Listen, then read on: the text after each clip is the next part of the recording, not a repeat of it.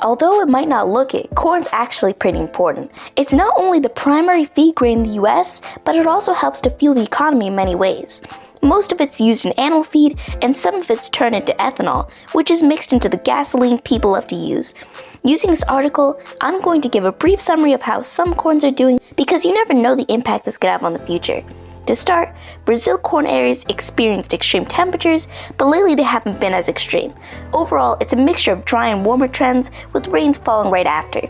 Argentina corn has been having more favorable weather conditions, where precipitation levels are moving in a more positive direction. In South Africa, corn growing areas have had fluctuations between dry and rainy, but it seems mostly positive. From what I know, the demand for corn hasn't been all that high, but that doesn't mean it doesn't play an important role. You know what I mean? But let me just address the importance of iron, which this article goes ahead to just describe.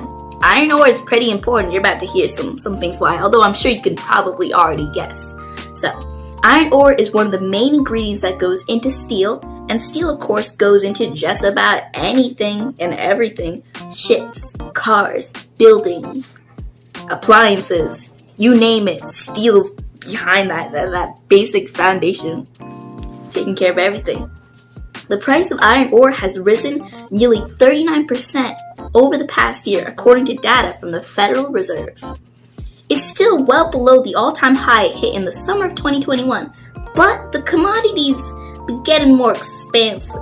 I even have written my notes just to clarify even more importance of iron.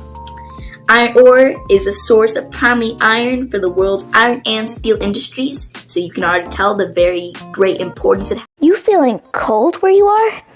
Our pal natural gas sure is, and it and its prices are feeling a bit bearish right now. Think of bearish as referring to falling prices. Due to multiple factors, it's not looking so up.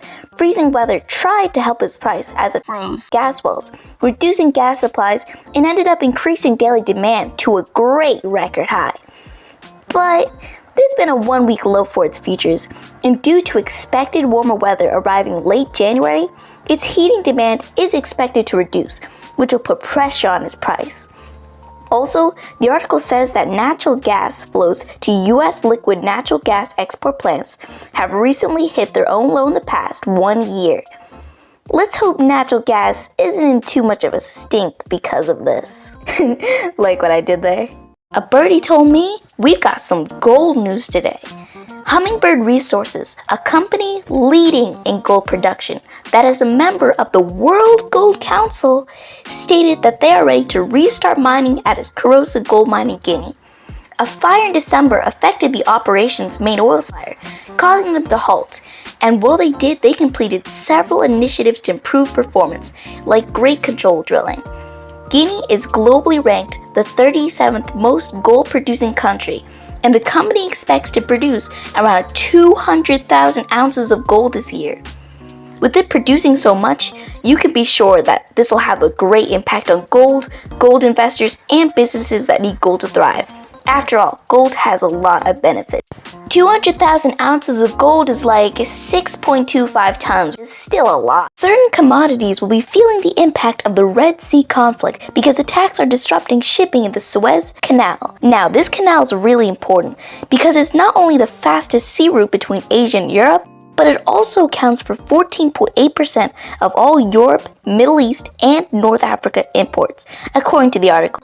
Because of this, shipping companies must take slower, which means more expensive routes. So I'm sure you're wondering, what commodities are most likely to be affected? For starters, oil and gas, because almost 12% of oil trade by sea goes through there. Wheat shipments, because they're also having to be diverted. Coffee, since its robust coffee futures have hit their highest price. Minor metals like antimony and potentially bismuth, manganese, and ferrochrome, sunflower oil, and bulk commodities. A lot of commodities are having to be rerouted, and because of this, it could take a lot longer for them to get imported. If that's the case, their prices will probably rise, since it'll take a while for them to get where they need to go. Overall, gold's been doing really well. It ended up becoming one of the best performing metal commodities of 2023, and it's even expected to continue going throughout that same trend throughout 2024, with things like rate cuts as well as market uncertainty, geopolitical tensions, and all of that jazz. Gold's value seems to really be on the uptrend. The article even says that Market uncertainty in 2024 should persist, opening pathways for increased hedging, which should benefit gold and silver as well. Gold prices have jumped 12% within the past year.